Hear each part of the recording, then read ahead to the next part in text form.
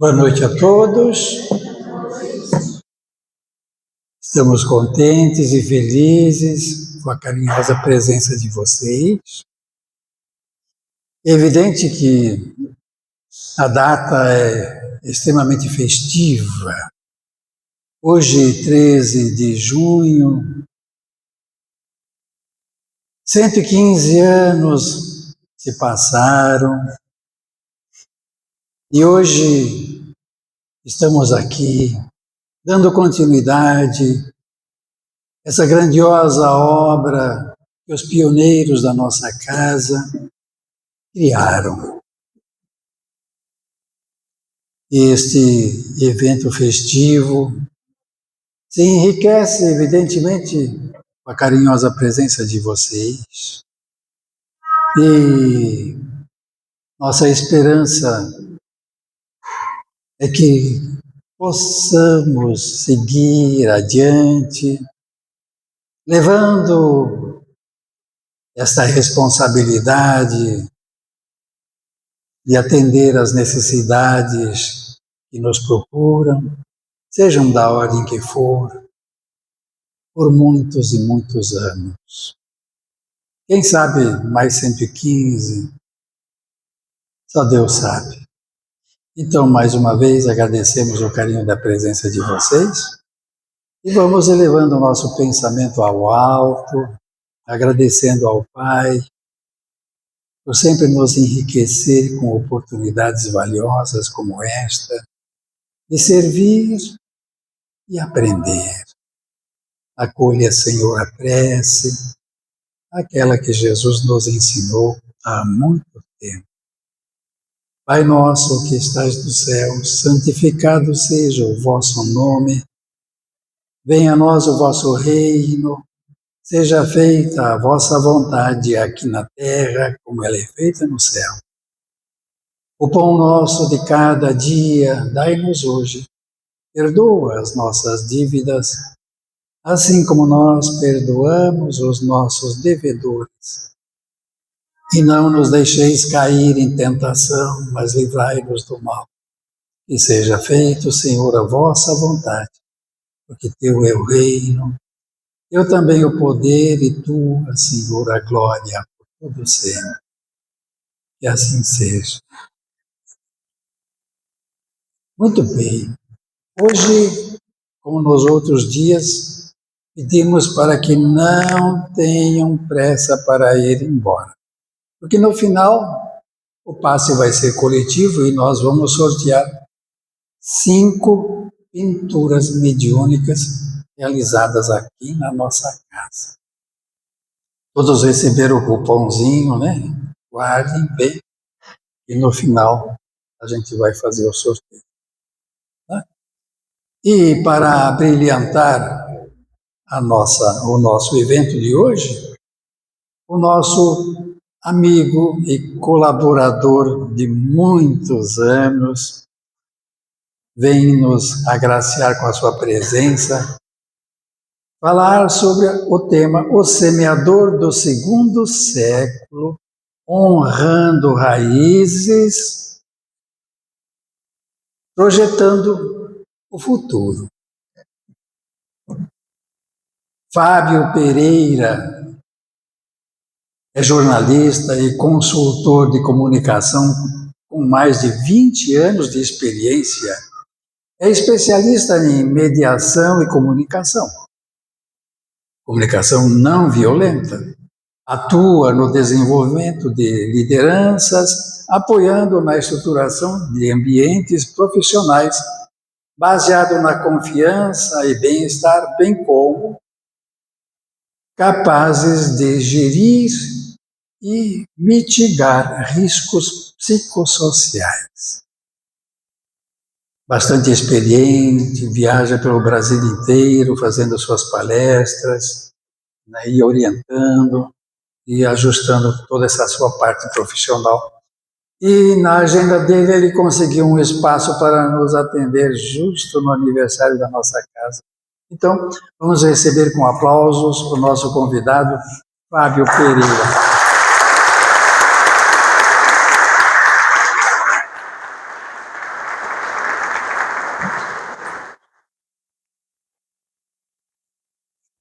Obrigado.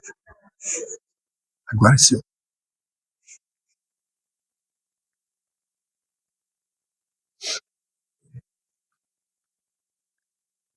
Boa noite. É uma honra, eu celebro estar aqui 115 anos após um dos nossos pioneiros, em alguma tribuna, em algum lugar, ter conversado, lançado uma palavra que ecoou no ar para aqueles que primeiro assistiam publicamente uma reunião desta casa. É um momento que nos faz refletir, honrar esse passado, mas pensar que somos herdeiros de um futuro. É isso que eles nos entregaram. Quando cravaram nesta cidade um centro espírita, e eu imagino uma cultura e um ambiente asfixiante para esta prática doutrinária, muito mais do que hoje, eles nos entregaram um futuro de presente. Em algum momento, esta casa nos encontrou. Em que estado chegamos aqui? Em que momento as portas estavam abertas para nós? Foi uma entrega destes e destas que acreditaram nesse projeto. E para honrar esta casa centenária, eu queria trazer 4 cenas de uma história milenar. E que estas 4 cenas nos inspirem a projetar esse futuro, este segundo século que estamos, porque vamos chegar aos 200 anos. Ah, se vamos. Certeza disso. E que histórias são essas? De Simão Pedro. Um homem disruptivo, gente como a gente, pessoa do povo, pessoa simples, pessoa que poderia ser confundido com qualquer um, mas não.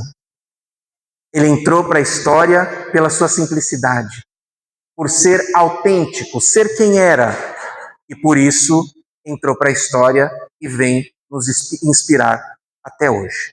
Primeira cena. Jesus caminhava rodeado de pessoas à beira do mar da Galileia. Sabemos que há um rio, um grande rio de água doce, mas popularmente chamado do Mar da Galileia. E as pessoas sempre rodeavam Jesus querendo tocá-lo, dificultando que ele passasse, porque queriam ser curadas, porque queriam fazer algum pedido, porque queriam agradecer uma cura que tinha acontecido de algum lugar que ele já tinha passado.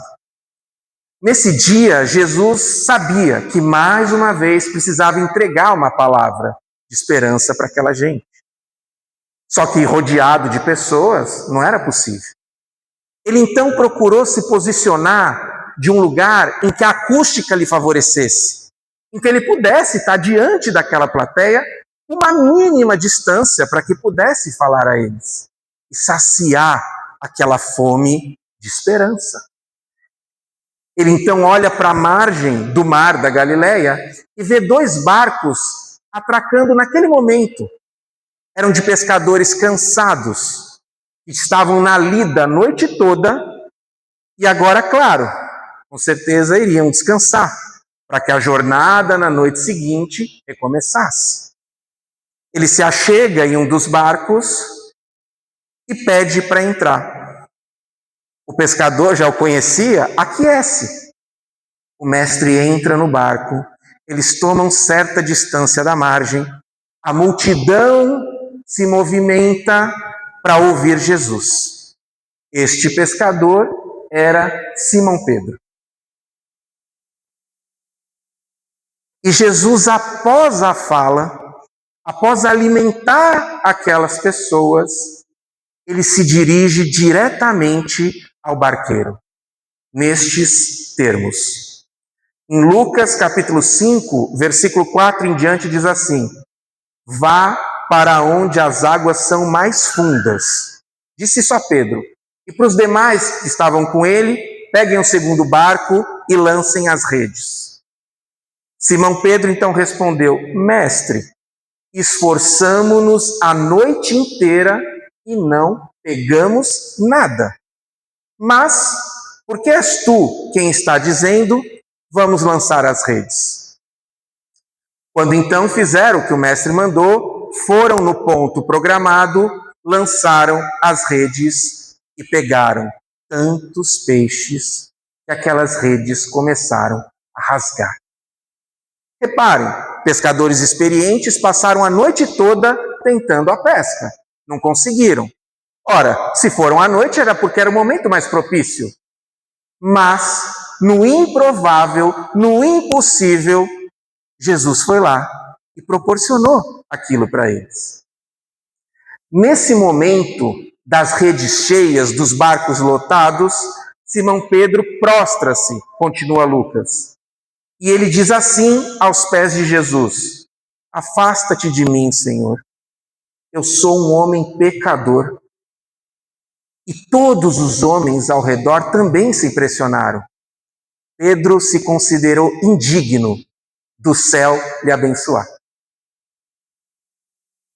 Um homem tão grande só pode ser grande quando ele começa a se reconhecer pequeno.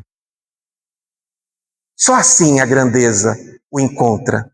O resto é ilusão. Então Jesus surpreende e moralmente levanta aquele homem prostrado, dizendo assim: não tenha medo. De agora em diante você será pescador de homens. Então, eles arrastaram seus barcos para a praia, deixaram tudo e passaram a seguir Jesus. Neste momento, Pedro torna-se apóstolo, imitador, seguidor do Mestre. Cena 2. Pedro chega ao que nós vamos chamar de seu auge. É um momento de honra, é um momento em que ele percebe que ele não estava à toa na vida, que tinha um propósito maior para ele. E foi aqui, em Mateus capítulo 16, versículo 13 em diante, que está essa cena, que narra assim: chegando Jesus à região de Cesareia de Filipe, perguntou aos seus discípulos: quem os homens dizem que o Filho do Homem é? Jesus queria saber o seguinte: o que estão falando de mim? Se fôssemos fazer uma tradução moderna, que lugar na fila de pão o pessoal aí me coloca? E os discípulos responderam: alguns dizem que és João Batista, outros Elias, e outros ainda Jeremias, ou um dos profetas. Jesus era tão impressionante que as pessoas achavam que ele só podia ser um dos grandes que a palavra, que a lei, que o credo da época já retratava. Só isso explicava como aquele homem admirável poderia ser como era. E sabendo esta a opinião geral sobre ele, ele inverte a pergunta e diz: e vocês? Quem acham que sou? Pedro já estava à vontade naquilo. Já estava se sentindo membro. Então, foi ele que respondeu primeiro: tu és o Cristo, Filho do Deus vivo. Jesus então responde: feliz é você, Simão, filho de Jonas, porque isto não lhe foi revelado por carne ou sangue, mas por meu Pai que estás no céu. E aí ele arremata, alçando Pedro à estratosfera da honra, quando ele diz: e eu lhe digo que você é Pedro, e sobre esta pedra edificarei a minha igreja, e as portas do inferno não poderão vencê-las. Eu lhe darei as chaves do reino dos céus. Imagina, membro de um seleto grupo de pessoas consideradas estranhas, alheias à sociedade, receber essa honra do Mestre. Antes de avançar nisso, é importante dizer que o termo igreja foi colocado na tradução moderna, mas a palavra original é eclésia, uma palavra grega que remete a uma assembleia, pessoas decidindo algo importante, por exemplo, como um rumo a seguir. E aquele corpo de gente que seguia Jesus mais continuadamente e que era no seu círculo mais próximo, os 12 que o acompanhavam, eram essa eclésia, um grupo de pessoas que têm um objetivo comum e deliberam sobre ele, e decidem sobre ele, e se reúnem sobre ele. Ei, há 115 anos estamos aqui numa eclésia. Nos reunimos, nos nutrimos de uma fonte doutrinária. Somos lançados da porta para fora para quê? Para dar exemplo. E aqui dentro estamos a acolher aqueles que, desesperados no mar da vida, precisam ser pescados. Ou seja, colocados em um local onde possam estar longe das turbulências do mar da vida, da depressão, da falta de fé, da angústia, da baixa autoimagem. São estes, tal como nós, que em algum momento chegam a esta eclésia. Bem, Pedro foi alçado ao máximo. Ele era o apoio, a pedra básica daquele movimento que Jesus estava começando. Mas as próximas duas cenas trazem reviravoltas. Após Jesus exaltar Pedro, eu contei, foram 6 versículos depois. Muito pouco tempo de glória, 6 versículos. Em Mateus, capítulo 16, versículo 20, diz assim: Jesus então advertiu seus discípulos que não contassem a ninguém que ele era Cristo. Desde aquele momento, Jesus então começou a explicar aos seus discípulos que era necessário que eles fossem para Jerusalém e sofresse muito nas mãos dos líderes religiosos, dos chefes dos sacerdotes e dos mestres da lei, e fosse morto para ressuscitar no terceiro dia. Jesus antecipava aos seus o suplício que viria a sofrer. Então Pedro, a pedra, o sustentáculo, o apoio, chamou o mestre de canto. Senhor, vem cá aqui, alguma coisa errada aí que eu prometo corrigi-lo, mas aqui em silêncio. E ele disse, assim diz o texto: nunca, Senhor, isto, o suplício, nunca lhe acontecerá. Jesus então vira-se a Pedro e diz: para trás de mim, Satanás, você é uma pedra de tropeço e não pensa nas coisas de Deus, mas na dos homens. Pedro cai como uma estrela cadente incandescente. Tem mais. Tem mais fim do poço aí. Há um momento em que Jesus já estava sendo julgado. Prestes àquela humilhação para demonstração de poder, ele ia sofrer carregando a própria cruz e sendo açoitado ao público. Para que pudesse aquela gente grande, hierarquicamente, mas que no fim acaba sendo pequena, aquela gente provar que sim, o poder não tinha saído do seu centro e a sociedade não seria transformada.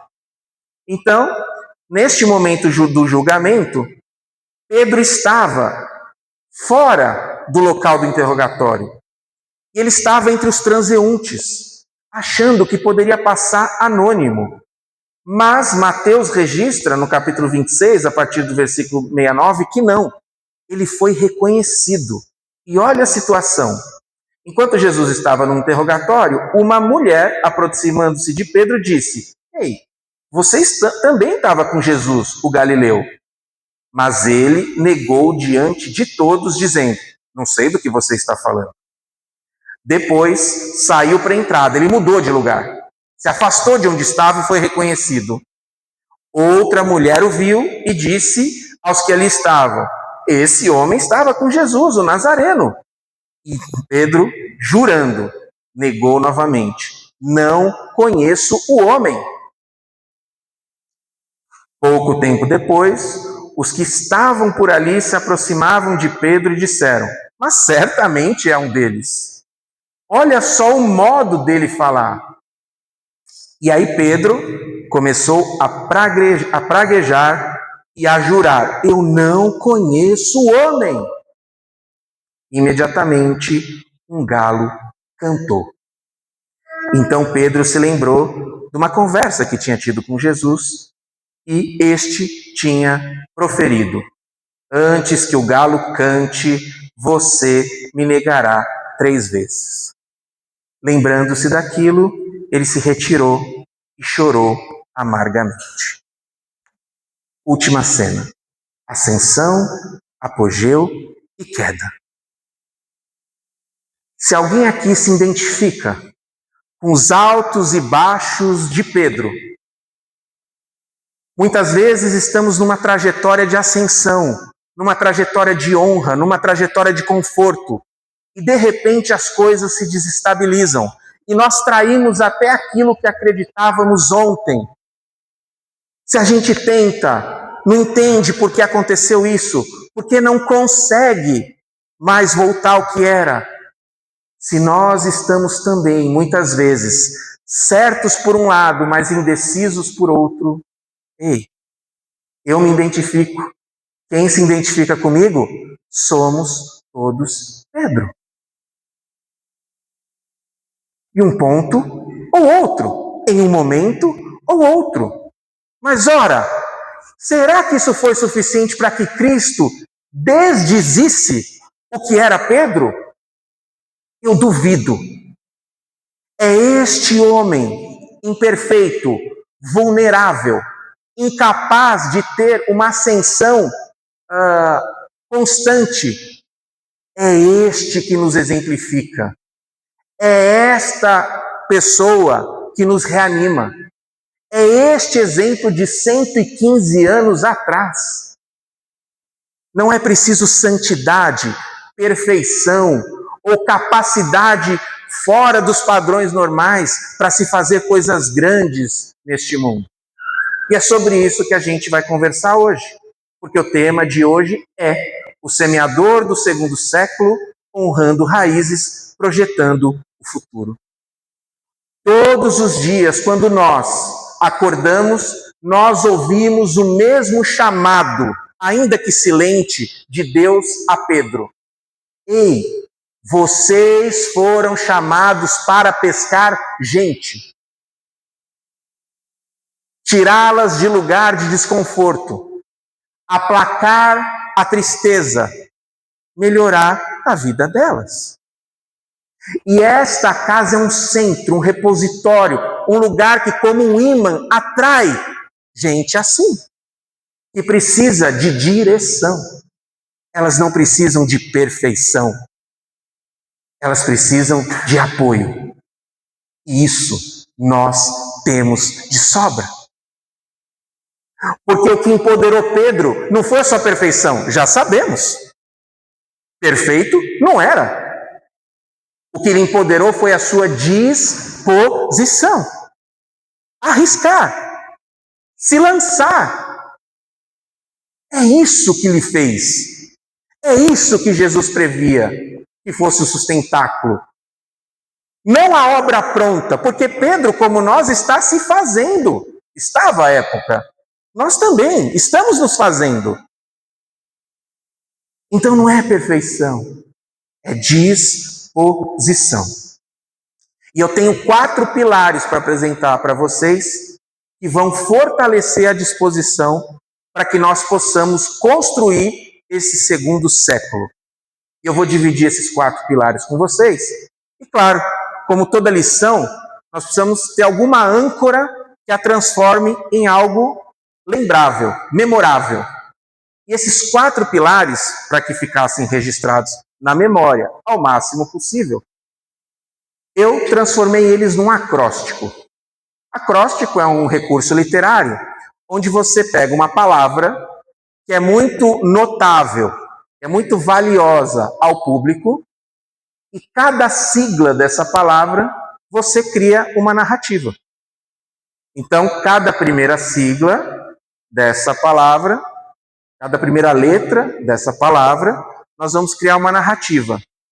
E, pensando no público daqui, que palavra eu usaria que fosse importante para vocês, que fosse considerável para vocês, que fosse sensível a vocês nesta noite? SEAP. É claro, nós vamos fazer os nossos 4 pilares a partir do acróstico com a sigla desta casa. E o primeiro pilar, para que mantenhamos a disposição neste segundo século, é o C. C de coragem. Coragem, minha gente, não é ausência de medo. Nunca foi. Um dia inventaram e pegou. Sabe aquela moda que pega? Coragem não é ausência de medo. Eu gosto muito dessa frase. Coragem nunca foi ausência de medo, mas sim a certeza de que algo é mais importante do que o medo. É a consciência de que tem coisas que valem a pena. Isso é coragem. Não é não tremer, não é não vacilar, não é não desistir em cima da hora, não é não negar. Coragem é compreender, sim, as coisas que importam me desestabilizam, porque elas parecem grandes demais para mim. Não são. Nós somos o suficiente. É este mundo que inventou também para dominar uns aos outros, dizer: você não serve, você não vai, você não pode. Geralmente, depois disso, a pessoa te convence a fazer algo que você não gostaria de fazer. Aceitar uma migalha que você não gostaria de aceitar. Mas ela já te convenceu que você não pode. Não, não, não. Somos suficientes. Não importa em que ponto estejamos. Não importa que conhecimento carreguemos. Não importa qual é a nossa trajetória. Não importa o que eu fiz ontem. Nós somos suficientes. E a coragem é essa certeza de que o medo vai existir. Mas há coisas que são mais importantes do que se paralisar pelo medo. Pedro seguiu Jesus.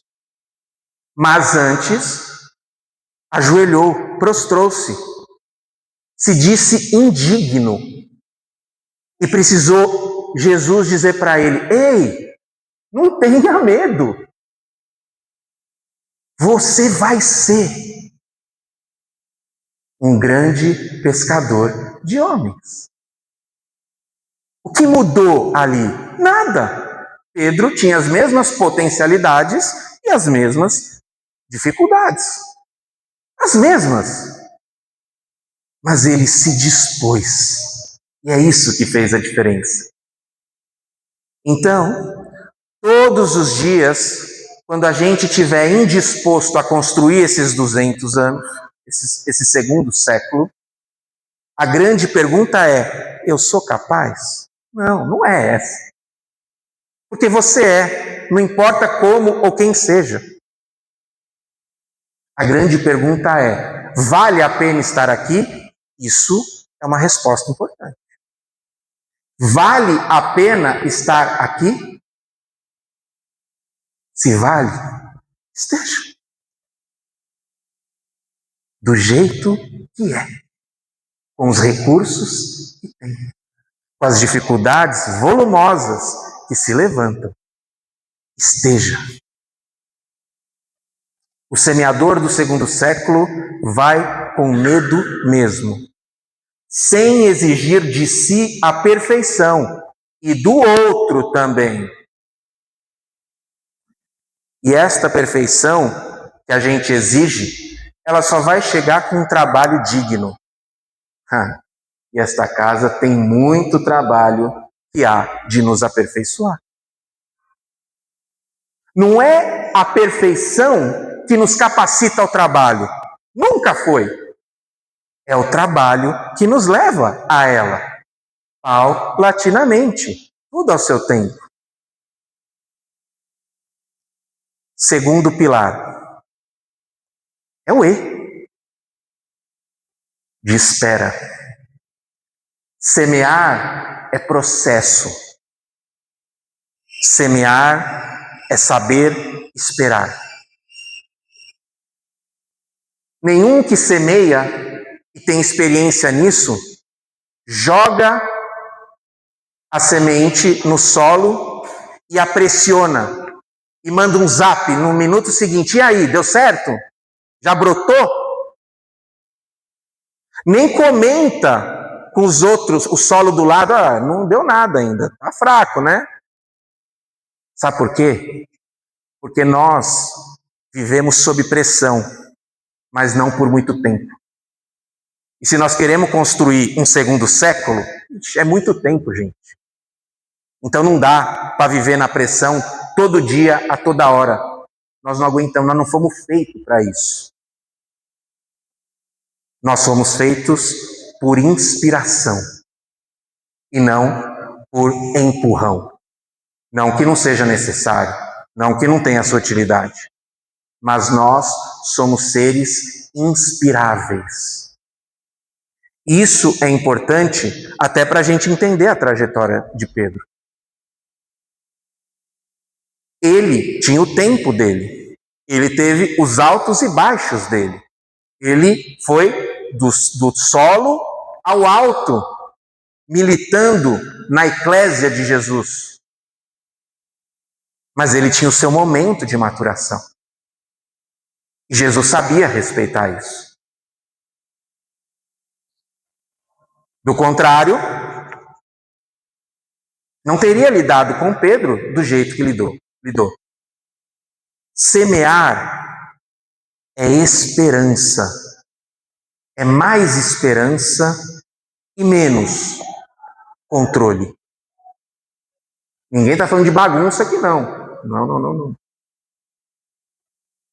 Mas é respeitar o tempo.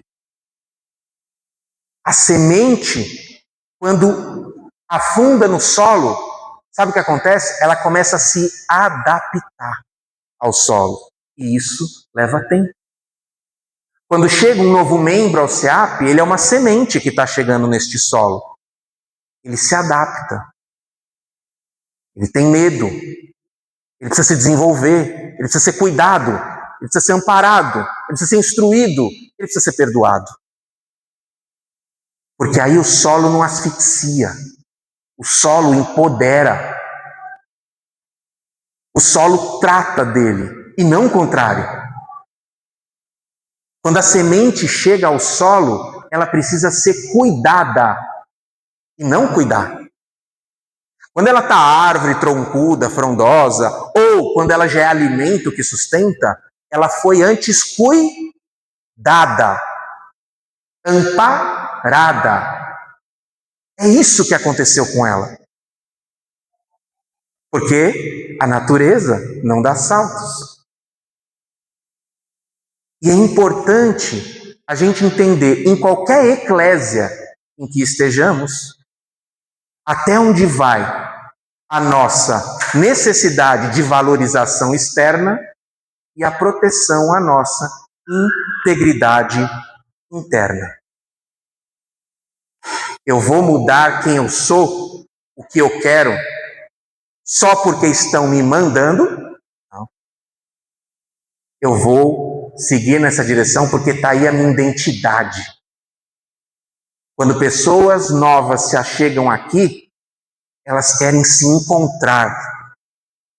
E quando você faz elas se encontrar aqui, e aí interagindo com pessoa e pessoa, ela começa a se sentir parte. E é muito doloroso sair de um lugar onde você é parte. Mas é muito fácil sair de um lugar onde você não se identifica.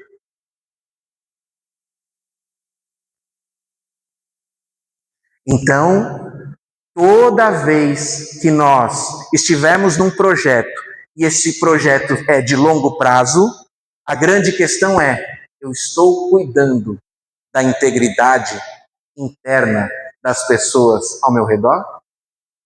Eu sei os seus sonhos? Eu sei seus desejos? Desde que a pessoa me dê liberdade, eu posso saber e entender Qual é a sua vocação? Qual é a sua paixão? Qual é aquilo que ela gosta? O que ela tem medo? O que deixa desconfortável? O que ela abomina? E eu posso criar um sistema que cuida dela até o momento em que ela dá fruta. Sombra, brota, multiplica, mas é um processo.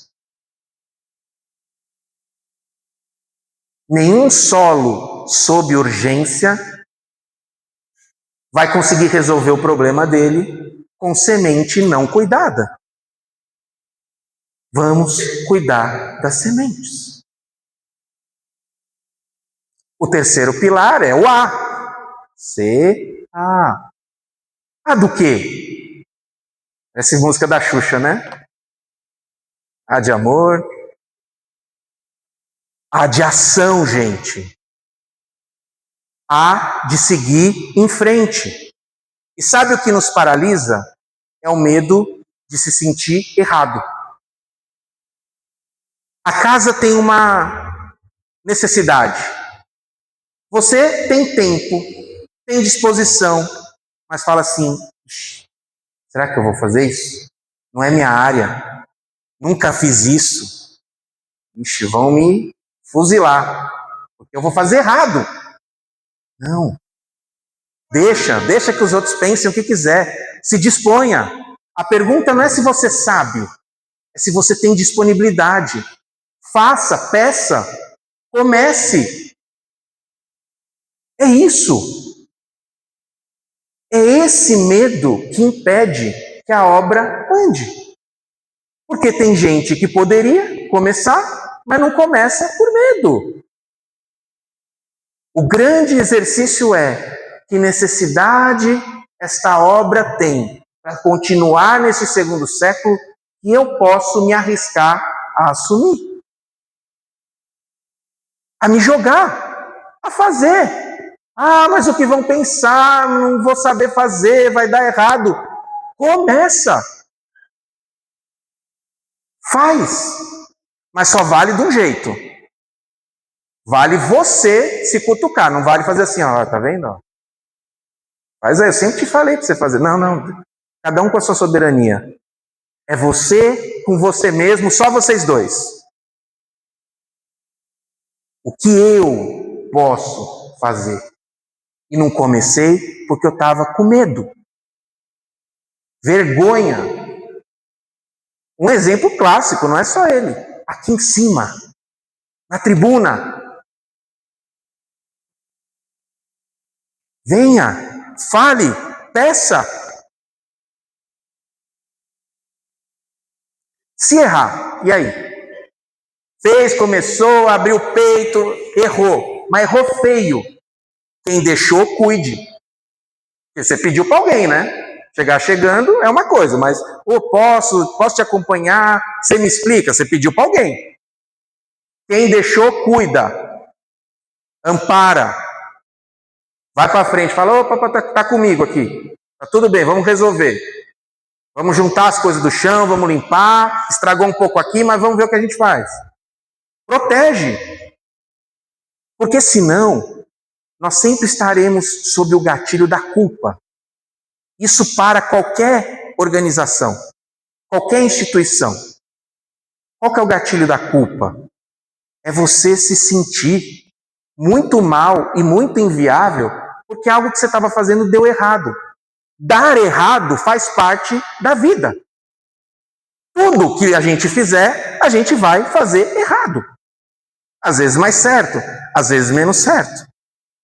Os grandes enxadristas, aqueles que vencem os campeonatos, que a gente fala, nossa, eu sempre quis aprender xadrez, é bem difícil. Nenhum dos maiores enxadristas do mundo acabou o jogo com todas as suas peças no tabuleiro. Não, perde peça. Você é derrotado. Não tem como você se propor a alguma coisa sem nenhum dano. Isso é ilusão. Não existe. O erro vai acontecer. É que a nossa sociedade não tolera o erro do outro. E aí tem uma grande diferença. Se eu não vou sentir culpa, se eu não vou se sentir inviável, o que eu vou sentir? Calma que se for por falta de sentimento, a gente dá. Em vez de culpa, sintamos responsabilidade. Quer saber a diferença? Vou falar.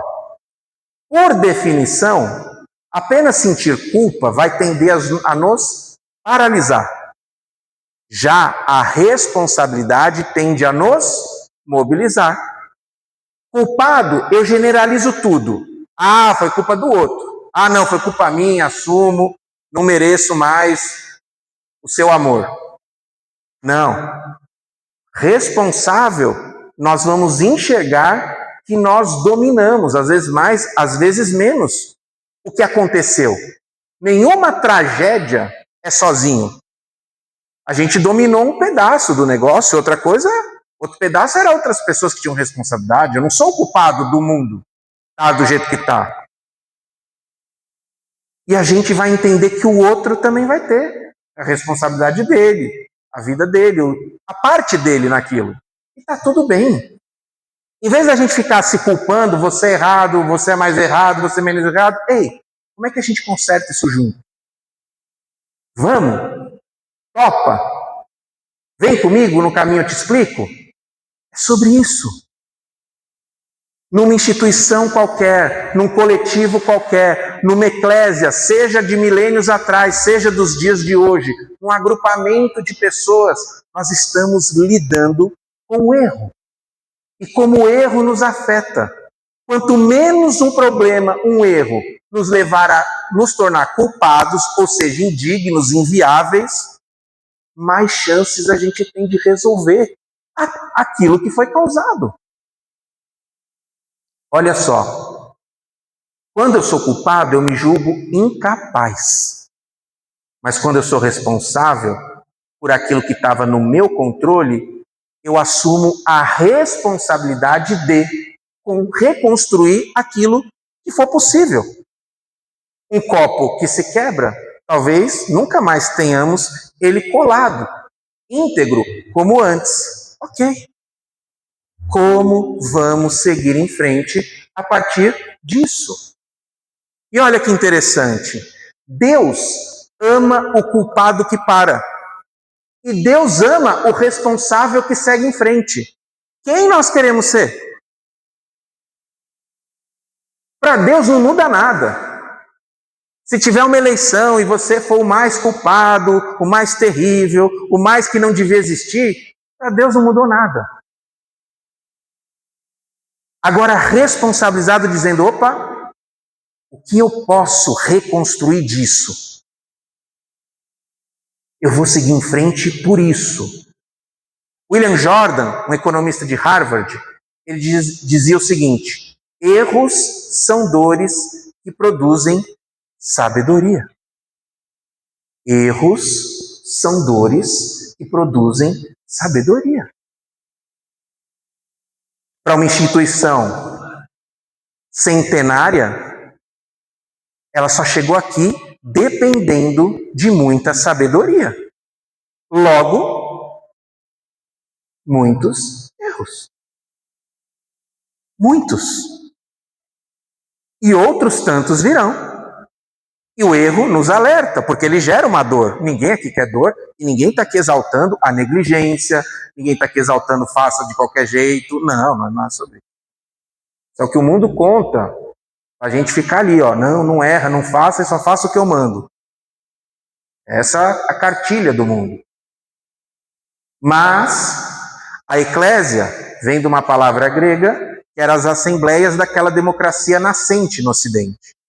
E a eclésia era composta de homens livres. Então, sejamos livres para nos arriscar e para as consequências de quem se arrisca. Tipo, errar. Descalibrar. Ei, descarrilhou. Volta para o prumo. E continua. Mas, claro, também não podemos romantizar. Lamentavelmente, erros, que não é o que perseguimos, produzem vítimas que merecem ser cuidadas. Sempre. O fato de aquele que errou ser sempre e para sempre amado por Deus, não também faz com que a gente esqueça, naturalmente, as vítimas, que também vamos acolher. É cuidar de todo mundo. E a frase completa de William Jordan é essa: fiquemos felizes pela dignidade de nosso privilégio de cometer erros. É um privilégio cometê-los. Felizes pela sabedoria que nos ajuda a reconhecê-los. É sentir a dor. Ixi, deu ruim. Como é que eu reconstruo? Felizes pelo poder que nos permite direcionar a sua luz, a luz do erro. Ora, o erro não produz sabedoria? Sabedoria é o quê? Luz, é exatidão, é enxergar além, não é isso? Então, pegar essa luz do erro, diz William Jordan, e iluminar vividamente o caminho do futuro. O erro nos deixa paralisado, porque a culpa nos paralisa, então o tempo não passa. Tem erro que a gente cometeu há 20 anos e nós estamos chorando. Eu respeito o luto, mas quando este erro vai ser enxergado como luz, que te iluminou até aqui, e agora conscientemente pode te iluminar pelas próximas décadas ou milênios, empoderados pelos erros, porque nós não somos perfeitos, nós somos perfectíveis, é diferente. Então sobre nós não há ninguém com autoridade de exigir perfeição. Ninguém. O que nós somos perfectíveis. Nós nos aprimoramos. E ele encerra: sem os erros, não haveria crescimento individual, nem progresso, nem conquistas. E se nós estamos falando de ganharmos mais um século para esta casa, nós temos que falar do maior, ou um dos maiores desafios deste século. Que não é o desafio exclusivo desta casa, mas é o desafio da nossa sociedade como um todo. Que é a gente promover ambientes com mais segurança psicológica. Segurança psicológica é aquele clima num determinado ambiente em que ninguém tem medo de errar. Não por negligência, não por oba-oba, não é bagunça não, pelo amor de Deus. Mas ninguém tem medo de errar, por quê? Quando acertar, todos acertaram. Quando um errar, todos nós erramos. Onde eu ajudo a reconstruir? O que eu faço para a gente seguir em frente? Como é que a gente resolve isso? E não é, acabou, nossa, que tragédia, não quero mais te ver, que absurdo, isso daí deve ser alguma coisa aí. Não. O grande desafio deste século, enquanto humanidade, é nós criarmos, agora, nesse momento, aquelas redomas de ambientes com segurança psicológica. Nós teremos mais criatividade, porque as pessoas vão começar a fazer. Porque elas podem fazer. Elas não vão ter medo de fazer. E quando acontecer qualquer coisa errada, nós vamos conseguir resolver e nós vamos aprender com aquilo. Nós vamos aprender com aquilo que deu errado. Por que deu errado? Por que não deu certo? Por que deu errado lá de onde eu peguei a ideia e aqui deu certo ou vice-versa? Tem isso também. Então a gente consegue crescer mais e mais. Eu chamaria que a segurança psicológica é o adubo do solo que é este século. E se nós queremos palmilhar, enquanto instituição, este segundo século, se queremos chegar ao bicentenário, nós vamos precisar criar cada vez mais segurança psicológica entre esta eclésia. Porque não é aqui que é necessário. A sociedade precisa disso. Quarto e último pilar. O C, o E, o A, sobrou o P. PD. Mais alguém tem uma aposta?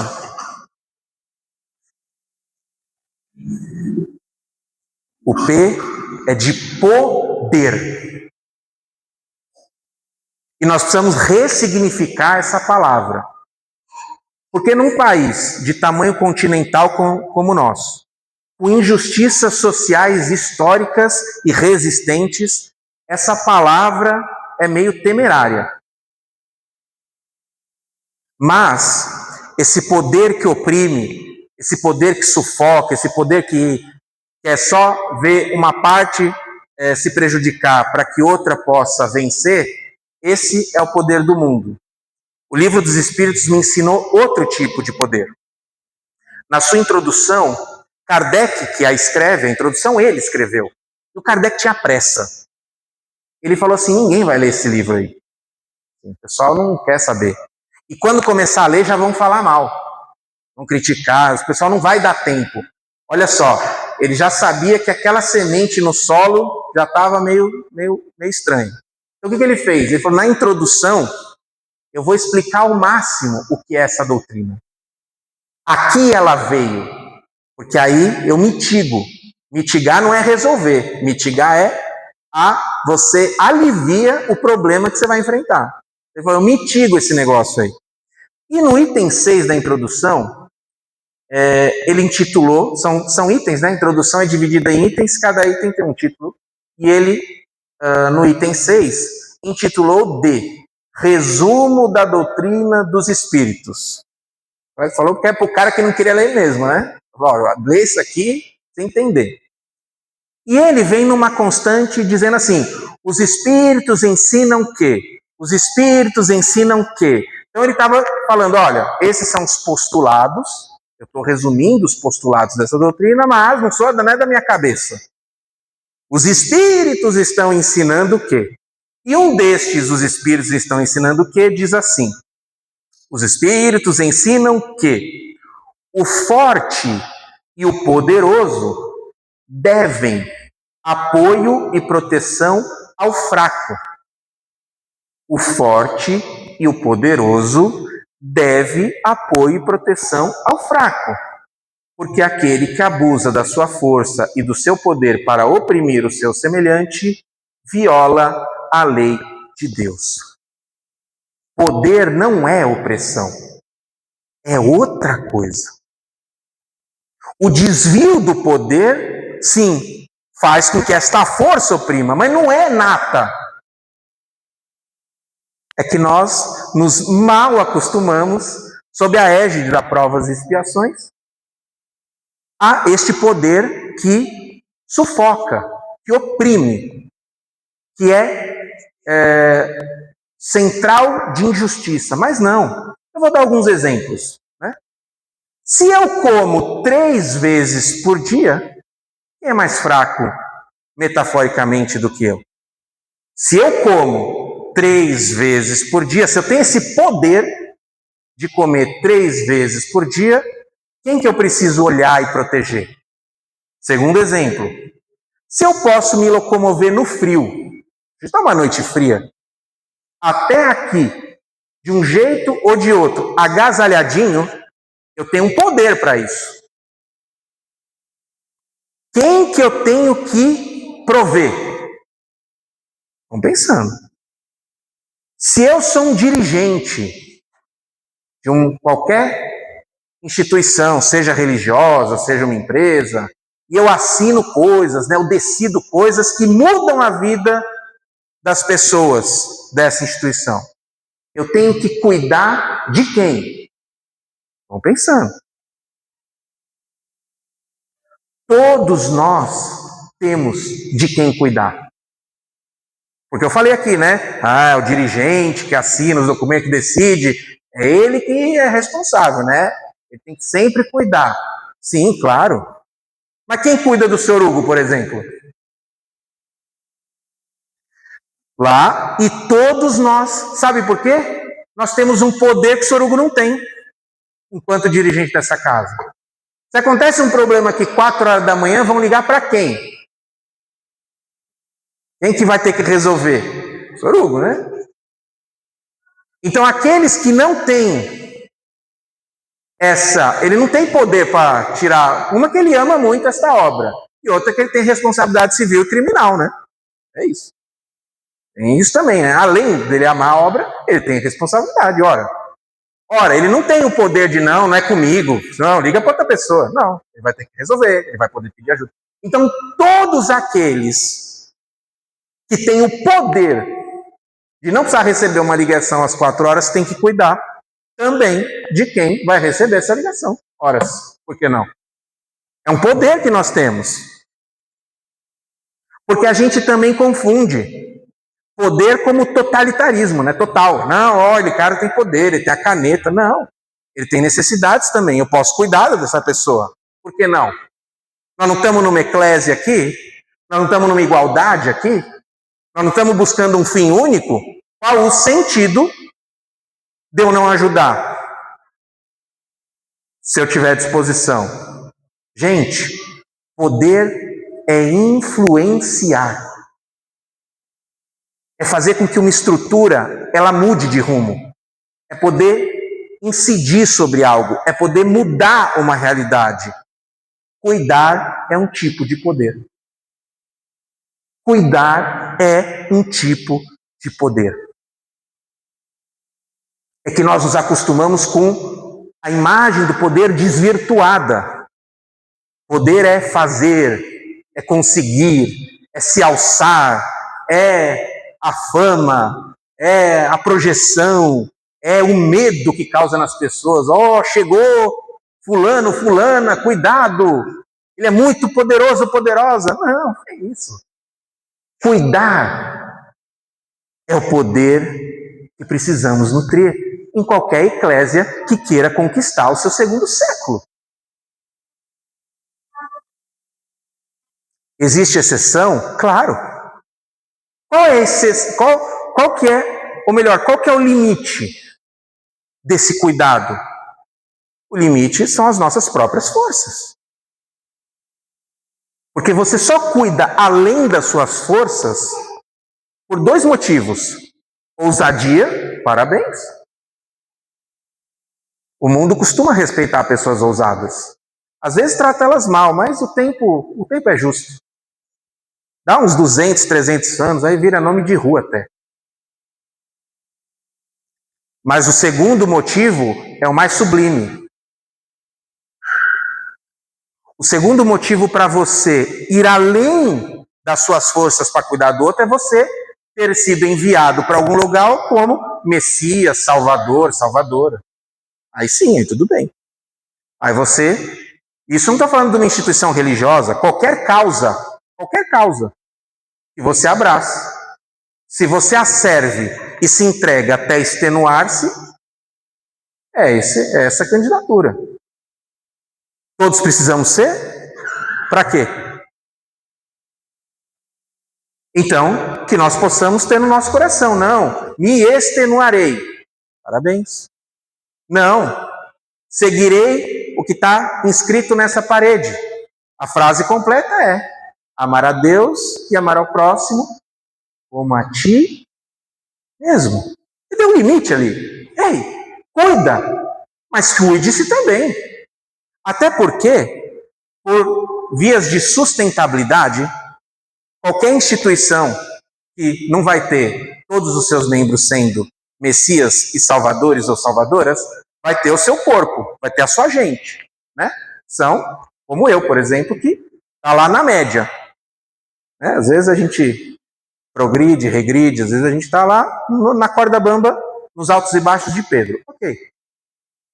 Essas pessoas têm os seus limites. E qual é o limite? Eu vou cuidar de mim. Porque se não se cuidar de si, você perde o quê? Poder. E se você perde poder, você não cuida, ou cuida de menos gente. Então, há essas exceções.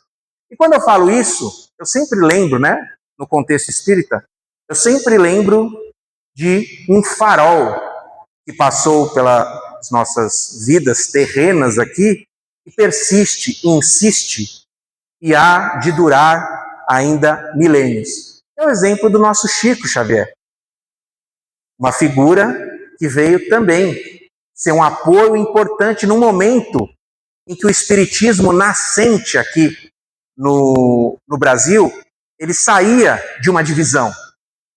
Então Chico foi aquele que conseguiu ser um centro unificador das mais diversas correntes que temos, capazes de seguir a doutrina de Kardec.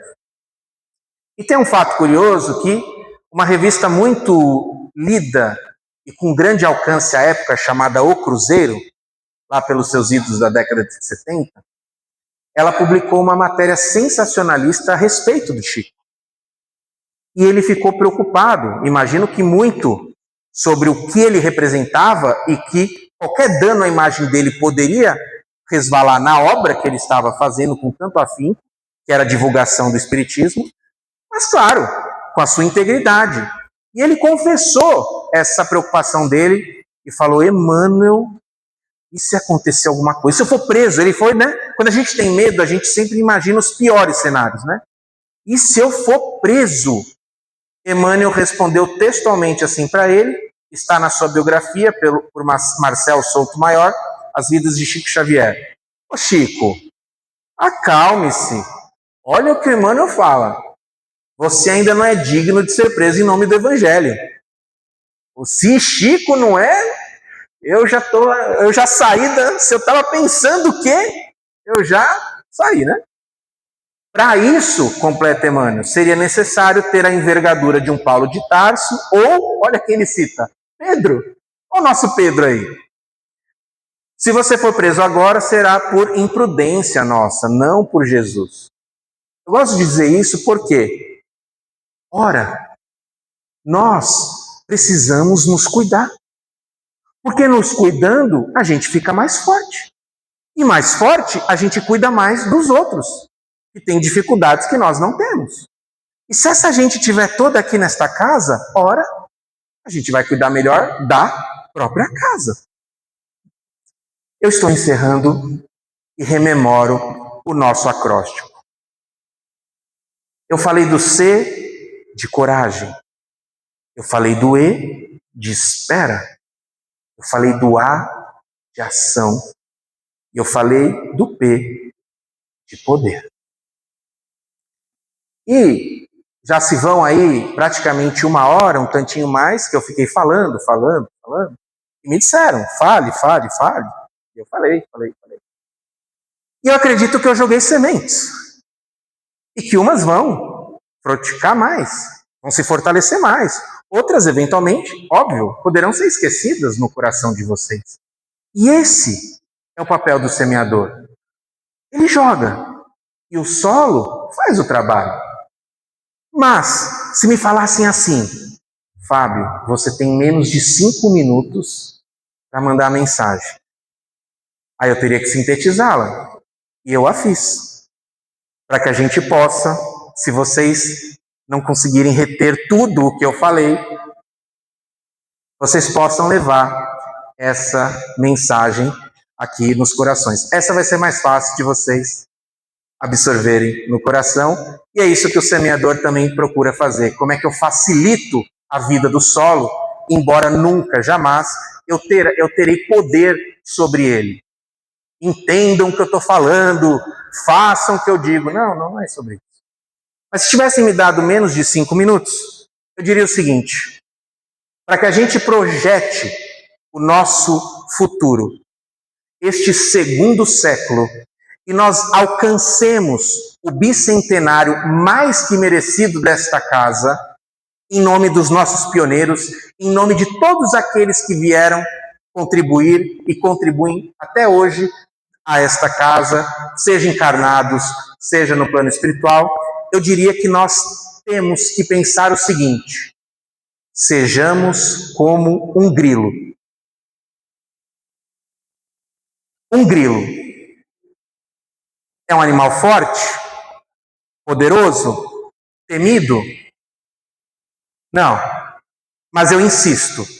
Se nós queremos levar esta casa ao nosso segundo século, sejamos como um grilo, não qualquer grilo, o grilo de Mário Quintana, poeta gaúcho de Alegrete, e com a sua sensibilidade de observar o mundo ao seu redor e traduzir isso para que as pessoas refletissem sobre a vida, sobre o tempo.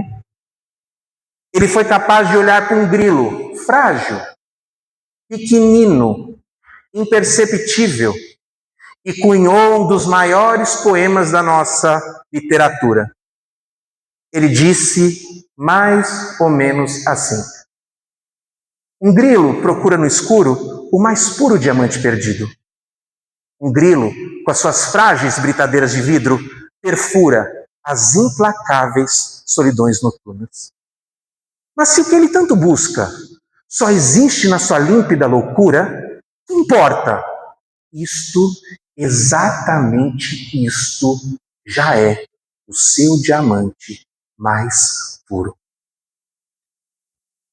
Esta casa vai chegar ao bicentenário, comemorar desta tribuna ou de outro lugar, a partir do momento em que, nesta eclésia, se reunirem pessoas imperfeitas, tidas como desajustadas muitas vezes, com muito medo, mas que jamais desistirão de continuar tentando.